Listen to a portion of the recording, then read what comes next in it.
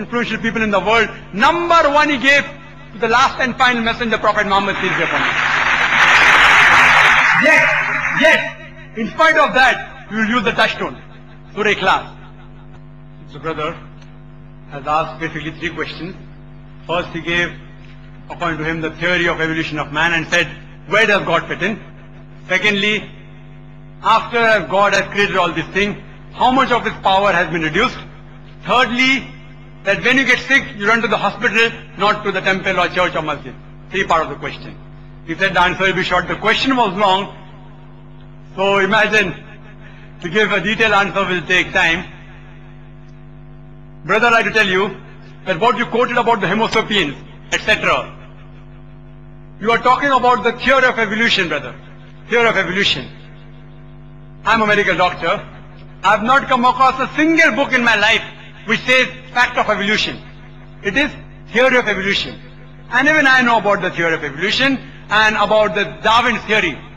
Complete answer refer to my video cassette, Quran and Modern Science, Conflict or Conciliation. What Darwin said was only a theory.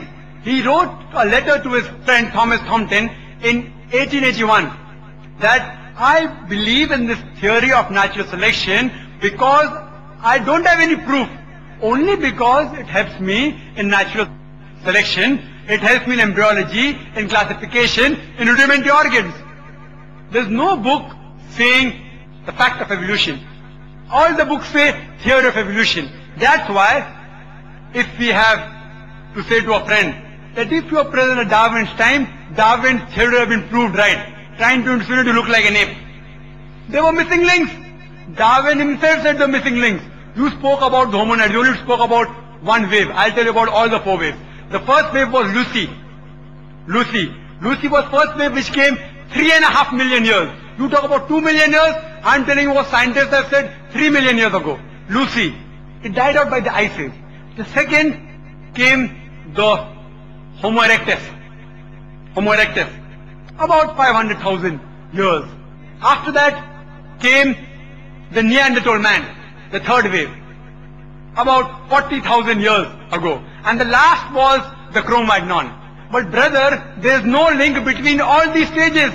It's only a hypothesis. According to P.P. Grasset, who held the chair of evolutionary studies in Paris, in Sorbonne University, in 1971, he said, it is letting our imagination run too wild, just based on vestiges to say who our ancestors were. I do know there are some people who speak about Darwin's theory. I am a medical doctor, I know about that. But do you know there are hundreds of scientists who speak against it? The few scientists speak in favor, but there are more who speak against it. For the complete answer, refer to my video called Quran Modern Science. There are few scientists, because there is no fact of evolution, they say let's support a theory. Quran doesn't support any theory or hypothesis. Quran speaks about fact. So regarding your 2 million years, Allah subhanahu wa ta'ala, no beginning. When man came, no one knows the exact date. No one knows. Assumption is it. But Quran says the first man was Adam alayhi salam. First man. And with it came Eve. May Allah be pleased with her. Man hasn't reached that stage. There is not a single statement in the Holy Quran which science has proved wrong yet. Hypotheses go against the Quran. Theories go against the Quran. There is not a single scientific fact which is mentioned in the Holy Quran which goes against established science. It may go against theory. So brother, your thing is only supported by few people, not by the majority. Muhammad, regarding second part of the question. He is Almighty God.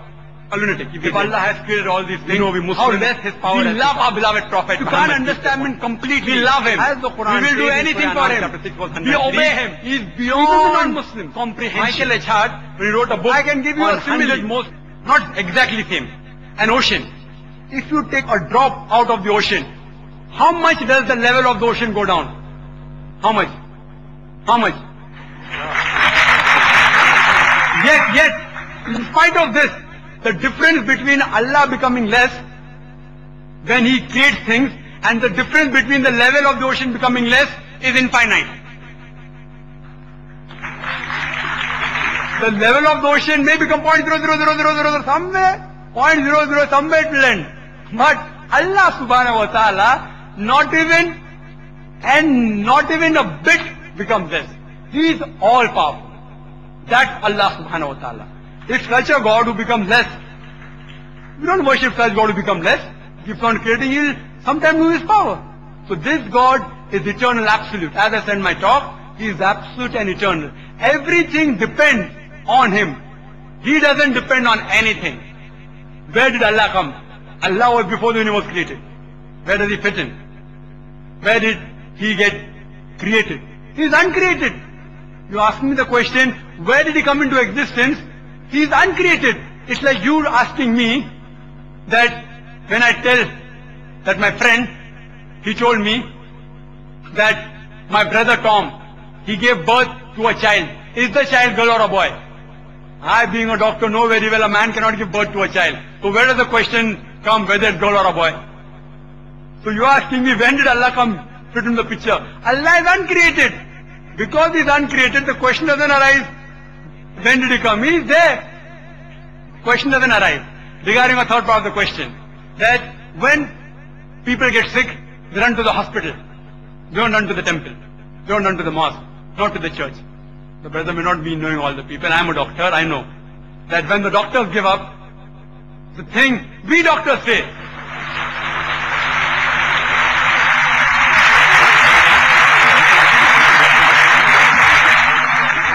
we doctors say, Huwa Shafi, it is He who cures.